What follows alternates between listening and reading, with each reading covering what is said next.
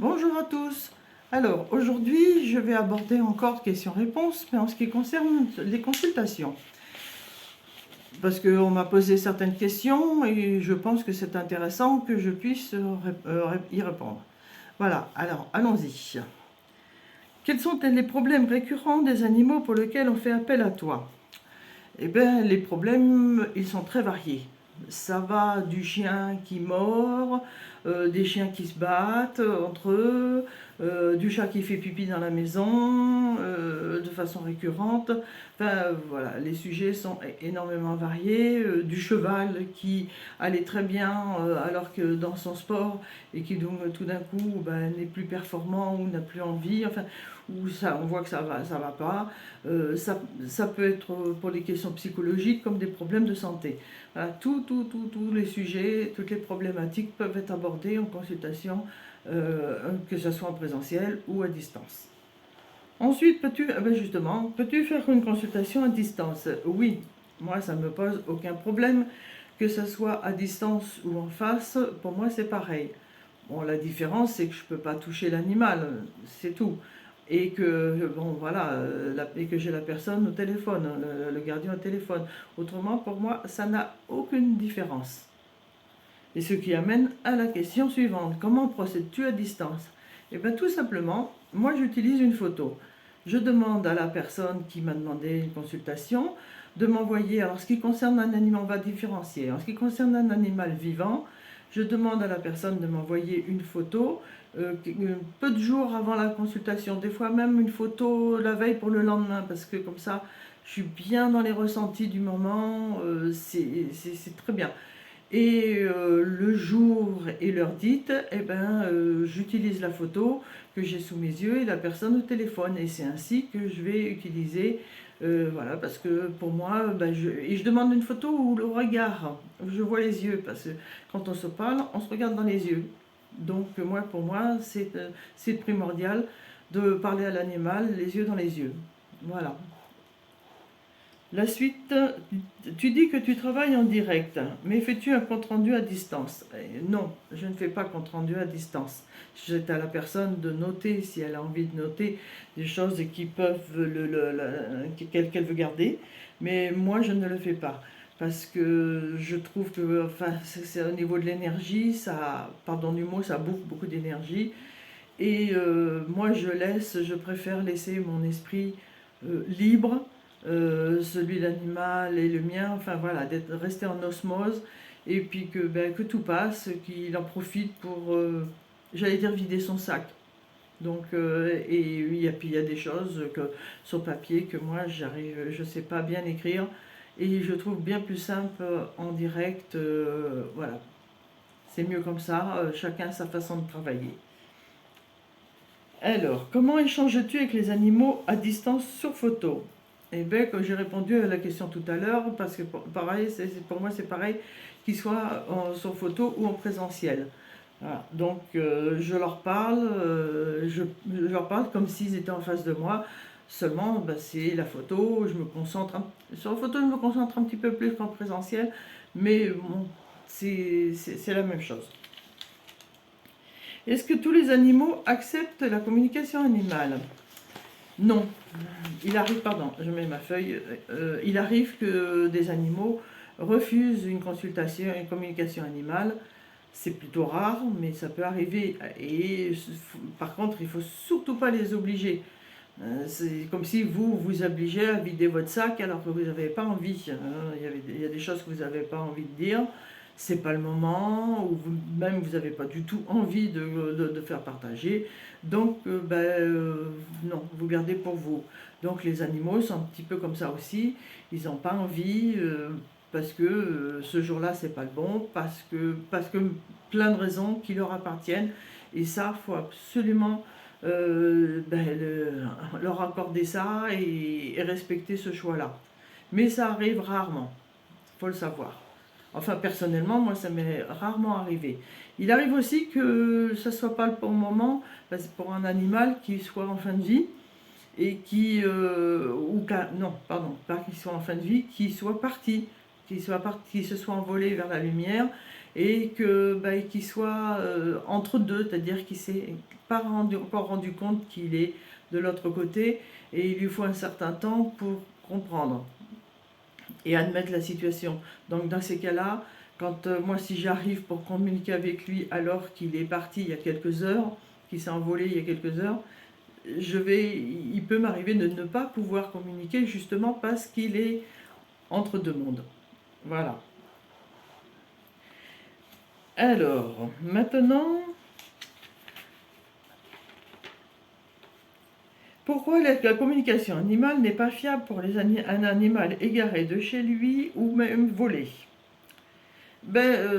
En ce qui concerne l'animal, dans un cas comme ça, il est certainement stressé, blessé, complètement, enfin, il sait pas où il est loin de chez lui, voilà, enfin, il est vraiment dans un état de stress complètement déplorable, et donc là, ça va être plus compliqué, et surtout si c'est un animal peureux. Si c'est un animal qui est bien dans ses baskets, on va dire qu'à la limite, il va reprendre ses esprits assez vite.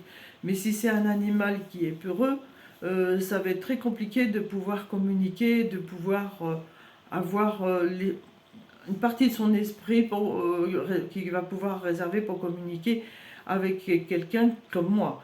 Donc voilà. En plus, il faut savoir qu'il y a certains animaux, notamment le chat, dans des événements comme celui-ci, la chose à laquelle il pense, c'est je me mets à l'abri, et puis une fois que je suis à l'abri, je vais observer ce qui se passe autour de moi et voir ce que je peux tirer de cette situation-là, et à ce moment-là, il est plus apte à communiquer et à accepter qu'on l'aide, voilà, à se sortir d'une situation, sachant que les chats s'adaptent beaucoup plus facilement à des situations comme celle-ci, qui sont beaucoup plus stressantes, notamment pour le chien.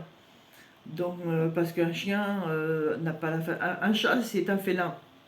Donc, quelque part, il retrouve un atavisme sauvage et qu'il arrive à le sortir d'un peu, à lui permettre d'avoir plus de, comment je vais dire ça, d'avoir plus de niveau euh, avoir plus de tripes, je vais dire ça comme ça, pour pouvoir, même si c'est pas le bon mot, mais c'est le seul qui me vient, pour arriver à gérer cette situation-là. Et bon, il faut savoir aussi que si le chien et le cheval, le cheval c'est assez rare qu'un cheval s'égare. Voler, ça peut arriver, c'est déjà été le cas. Mais si eux ils sont capables d'envoyer des infos de ce qu'ils ont vu, le chat, comme je vous ai dit, il attend voilà, d'être à l'abri. Un chien, par exemple, moi je veux vous prendre un exemple, c'est comme vous, si vous arrive un accident de voiture, vous avez été accroché en voiture, excusez-moi, vous allez pouvoir dire que la voiture en question, elle était rouge, qu'elle sortait de la gauche, qu'il n'a pas respecté le stop, etc., etc., que le monsieur a d'ici et tout ça. Et le chien, il va pareil, il va pouvoir envoyer les infos, montrer à l'endroit, on va voir l'endroit où l'événement s'est passé, et il va montrer les endroits où il est passé, et très souvent il montre où il peut être. Alors évidemment, il ne va pas vous dire qu'il est au 15 de la rue Antoine Marcel, mais il vous fait savoir quand même suffisamment d'infos pour qu'on ait plus de chances de le retrouver.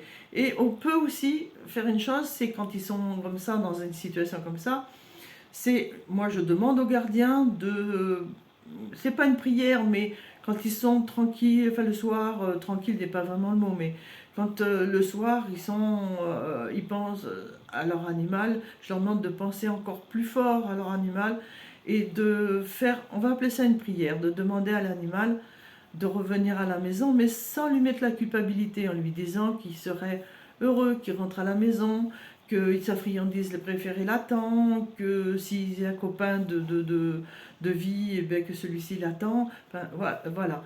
Et moi, quand je suis en connexion avec le chien, je vais faire la même chose, c'est-à-dire que ou même le chat, parce que m'est arrivé de le faire aussi, je vais leur faire passer le message comme quoi, s'ils sont gourmands, leur friandise préférée les attendent, etc. Enfin, je joue sur la corde sensible, mais sans jamais culpabiliser, notamment un chat. Il faut jamais rentrer dans ce côté-là, parce que Le chat a certaines libertés, on va dire, par rapport... Il est un peu... C'est pas qu'il est indépendant, il a un caractère différent. Et quelquefois, bon, ça peut marcher sur certains chats, mais la plupart du temps, il vaut mieux que donner l'idée au chat de rentrer plutôt que de l'obliger. C'est bien mieux comme ça. Alors, avec quels animaux peut-on communiquer pour une consultation? Eh bien, tous. On peut aller du petit, tout petit, même des insectes. Alors, perso, moi, je me suis pas trop, je n'ai jamais fait trop avec des insectes, mais avec tous les autres animaux, le petit, le lapin, le rat, que sais-je encore, enfin tous les nacs qu'on peut rencontrer. Ça m'est arrivé de communiquer avec un serpent. À l'occasion, une fille qui en avait un, et dans un vivarium, elle voulait savoir des choses. Et puis, on peut aller jusqu'au très grand, comme l'éléphant, qui est lui mon animal préféré et avec lequel, moi, il n'y a pas de souci. Ça m'est arrivé de pouvoir communiquer avec des éléphants lorsque j'étais en Thaïlande. La première fois que j'y suis allée, je suis allée dans un domaine familial où des éléphants avaient le bonheur de partager la vie du propriétaire des lieux et de sa famille. Et j'étais allée à la rencontre des éléphants parce que moi, c'est un animal que je respecte, que j'aime profondément. Il a toujours fait partie de ma vie, quelque part. Voilà, j'ai toujours eu des objets représentant l'éléphant. Et je suis donc allée à la rencontre. Je voulais, ne serait-ce qu'une fois dans ma vie, aller voir cet animal majestueux de près. Et voilà, j'ai eu cette occasion-là et j'ai pu communiquer avec certains des éléphants qui étaient là, des éléphantes, notamment une qui s'appelle Sangdao. Et bon, aujourd'hui, elle n'est plus dans sa famille dans laquelle l'ai rencontrée, mais elle est très bien dans un domaine. Hein, il y a certaines obligations qu'on fait qu'elle a dû déménager. Mais c'est pas grave, la distance ne compte pas. Je sais, et il y en a un qui se reconnaîtra. Je sais qu'il est toujours en lien avec elle. Il pense très fort à elle. Et peut-être, je sais pas, j'espère qu'il a eu l'occasion d'aller la voir. En tout cas, moi, la distance ne compte pas avec Sandao. Je suis toujours liée à elle. J'ai reçu son enseignement et j'ai entendu aussi ses paroles. Et voilà. Donc je reste, elle est très chère dans mon cœur. Hein, dans son enseignement, elle m'a demandé effectivement de continuer ce travail, respecter ce cadeau que l'univers m'avait fait. Ce que je fais et que je ferai autant que je pourrai, aussi longtemps que je le pourrai. Voilà, je vais finir sur cette petite note un petit peu personnelle, mais qui me tenait à cœur, en vous disant que si vous avez besoin de plus d'informations sur moi, savoir où je vis, avec quels animaux je travaille, euh, besoin d'une consultation, vous pouvez aller soit sur mon site qui s'appelle le tiret du 6, hein, avec e.fr. Je répète, parler avec e.fr.